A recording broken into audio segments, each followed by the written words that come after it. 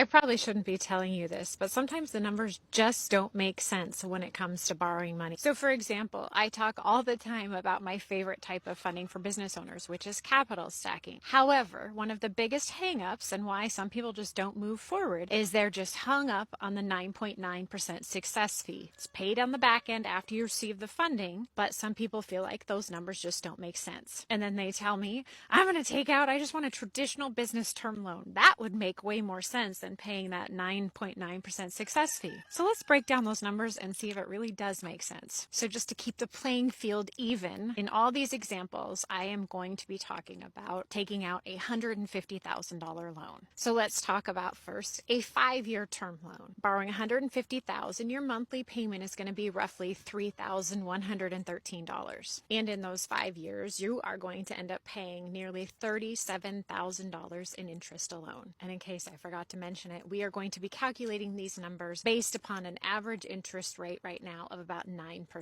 And because borrowing money is never free, no matter what you're doing, there is a success fee on any type of term loan. Usually it's right around 5%, which in this case would equate to about $7,000. So then let's talk about a longer term loan. Everyone loves those. A 10-year term, which is absolutely possible. Definitely lowers your monthly payment. You'd be looking at about a $1,900 a month monthly payment. And in those 10 years, you are going to end up paying nearly $78,000 in interest alone. You're still going to have that roughly $7,000 success fee. And the thing to keep in mind with those term loans compared to capital stacking, with the term loans, you receive all that money at once. So you start paying on that from the beginning. However, with capital stacking, you are determining what your payment is. You are determining the amount of debt you have. So let's say perhaps with capital stacking, you end up getting $200,000 in capital stacking, which is business credit. You certainly don't have to spend that all at once. Let's say you only spend $20,000 initially. You're only going to be paying on that much money. But let's say you do spend the entire $150,000,